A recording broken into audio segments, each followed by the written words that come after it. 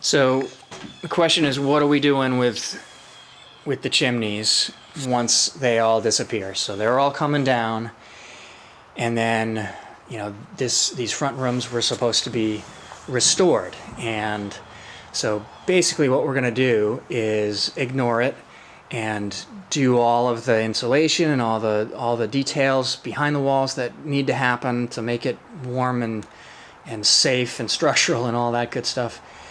And then we'll come back in just with lumber and build a new little faux chimney in these front rooms, both in the living room and across in the dining room. Now, a lot of these chimneys didn't have the fire box open anymore.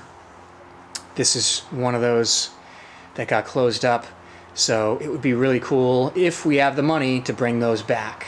The mason said that he could do that. It wouldn't be very much money. We could recycle the bricks that were still sound and just rebuild. After the wall with the timber, the actual framing goes up, it'll also get shifted over to solve the problem that we're having with the tightness next to the window. It's actually not centered, which bothered me. I noticed it while we were living here, and it was a little annoying. So rather than fight the trim and fight this wall, we'll shift it over and just put it in the middle. Small change that we'll make, but still honor the history of the house. So bring it back. It'll be the same depth off the wall, and it will have an open firebox if we've got the money to go ahead and pay the mason to do that.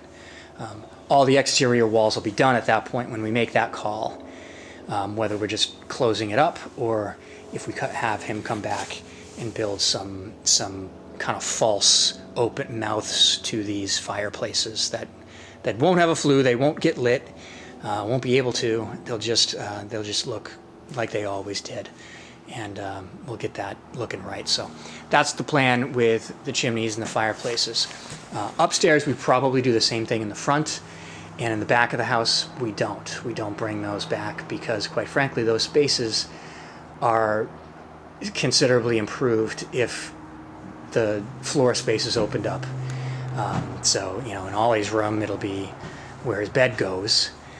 In the bathroom upstairs, up above here, it'll be open floor space. We might actually move our vanities to either side of those windows up there, which would be a big improvement as well.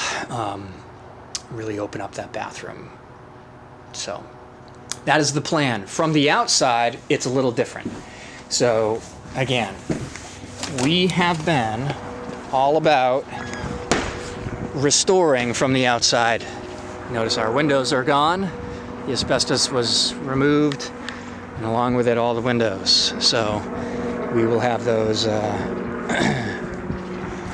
coming back in. You can see them on the ends, the brick on the ends. And yes, we actually have 3+ courses thick on these exterior walls on the first floor only. On the second floor, it's only 2 courses. That's because some of that brick on the first floor is holding timbers up for the second floor, the structure of the second floor. It's pretty interesting. The mason hadn't seen a lot of buildings like that before. So we're just going to leave that alone. We'll just roll with it exactly as it is. Securing everything on the inside. This from the outside is very little repair. He was impressed with it.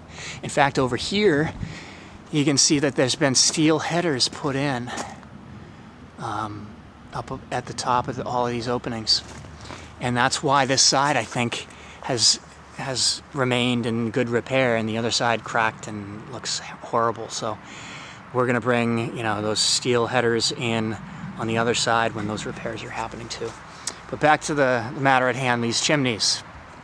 So if you look at it, it's going to be too bright probably, but this chimney here on the northeast side is clearly been done, probably in the 90s, not sure, but it's very new brick. It's all brand new brick. And the chimney inside is in the worst shape, very heavy water damage, so clearly it had failed. This one has a bunch of vents that were put in it that were not original. Again, I'm trying to not get it washed out, but keep it in frame. This one on the other side has had some modification as well, but it looks to be original brick. But those vents are on the side. The cap is slightly different. And then again, we go over to the other side. Long story short here, all of these chimneys are different. They're even different heights. So this is the one that we think and expect is actually the most original. It just looks like the same brick. There's some lean to it.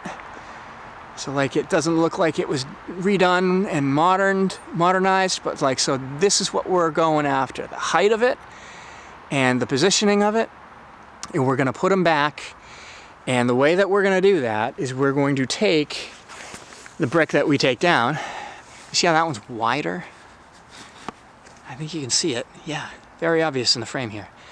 The one on the left is much wider. I think an entire course wider than this one on the right. So we're gonna make them all uniform. We're gonna make them that height. We're gonna make them that footprint, basically, width and length. But we'll be building that again out of wood, and then getting a historical brick that has been thin cut, so that we can basically laminate it. We'll put it on the wood, so that they'll structure it.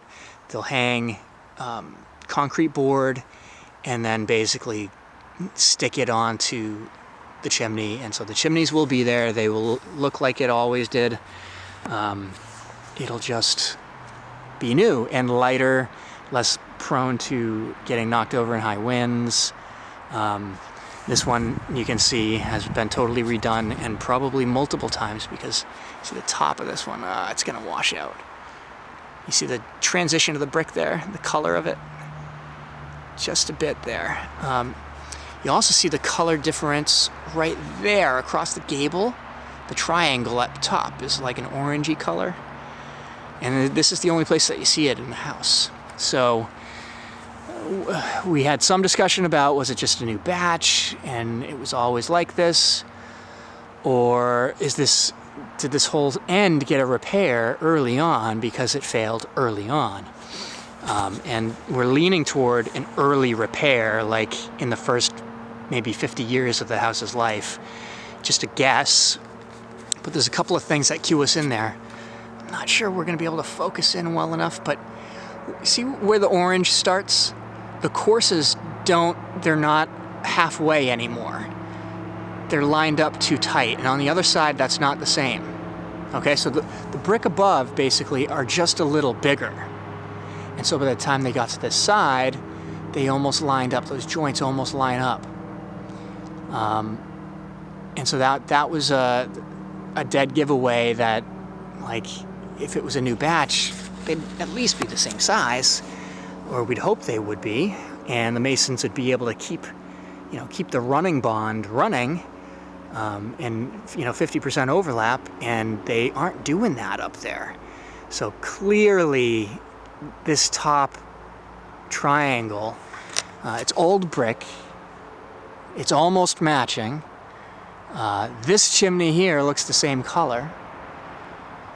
The bottom part of that chimney looks the same color, so like maybe it was the chimney brick and it was a little different, but we don't really know. We're not going to change it unless we absolutely have to. The repairs of these major fissures, you're seeing basically the whole frame there is going to get addressed. There's no headers up here. You can see it's just brick floating. And there was a wood frame built in here.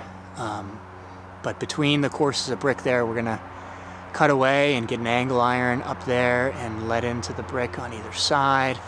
Just like the other side, weave it all back together, make sure it's gonna last another 200 years. So, long story short, tons of work that we didn't want to have to do with the brick. We didn't get super lucky, but the fact that the mason is confident that he can tackle these end walls without taking them down, and they'll be 100% totally structurally fine, and they'll look great from the outside. We'll repair those cracks, and he doesn't even think we need a full repointing. We're going to try to just do the repairs and then see how it looks, and see if we need to take the grout out. Grout is the wrong word. The concrete between the bricks, and redo that, or if we can just keep it. And he thinks it's in good shape. It probably got done somewhat recently, the last 50 years or so, and it's holding up pretty well. It's hard. The bricks aren't moving, so plan there is just to disturb as little as possible, but make repairs that are going to be necessary. Take a look at some of those repairs that'll have to happen. This is another spot where we have a crack going horizontally here for a couple of courses, so that's not a big deal. That's an easy one. Didn't break any bricks. This one, that's a bigger deal. But we're prepped. We cleaned all this up really as best we could. Got a couple of boards to remove. Took the bigger chunks of granite. There's one piece of granite that's kind of an interesting historical salvage. We believe this chunk of granite that's on the backside, really out of place for how nice a piece of granite it is. We think this is what was probably, it's exactly the same length. So I'm guessing that this is the piece of granite that should be behind the front steps. It's been bricked up.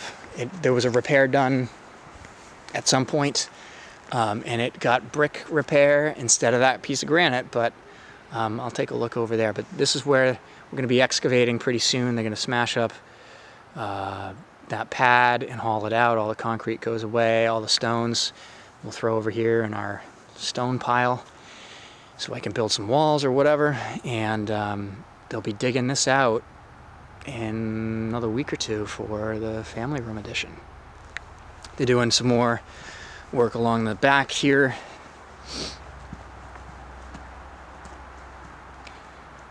They got more of the siding pulled off. They're going to strip this bare this week. I think start opening it up so that they can get back here with an excavator once this wall is opened up and dig out and clean up the crawl space that's at the back of the house here. So we can prep that for insulation and air sealing and all that good stuff in a new slab. And obviously these stones, so the excavator's going to come in here and very carefully strap and drag those stones and bring them over to our big rock pile over there in the corner, just beyond the lumber there. And he's going to very carefully take and drag these stones away, the front steps that have been here forever, and again set them far out in the yard so they're going to get undisturbed. They'll be ready to bring back when we are ready for them. But you can see the brick right down under here. This is the only place in the house like this, and it, I'm sure, is water from the snow and water bouncing back, and it deteriorated. I'm sure there was a repair needed. The wood has been replaced under here in the basement. This floor had been all rotten and replaced, I think, a couple of different times. So that's clearly what happened here. And that piece of granite from the back of that side garage is the same length as this. So I think this is, we might put it back, unless it's going to be expensive, and then you're never going to see it because it's completely behind these steps, and these steps will be just about flush to the bottom of this kick now. We'll get them set back correctly, so we'll probably just end up pouring under here little concrete form to get them, take those bricks out. They're not really stable anymore, so we will fix that before we cover it up. So yeah, so it was a long, kind of crappy week. We got a lot of bad news. A lot of it was expensive, and you know, we're still trying to do what we set out to do. We're not going to change our aim or our goal here, but you know, we expected to run into some of this stuff, so it's not the end of the world. We're rolling with the punches, and we're just going to make the best choices we can possibly make. So hope everybody is well. Wish we could see y'all for Thanksgiving, but it is what it is. So we'll keep you informed here as things continue to move along. Take care.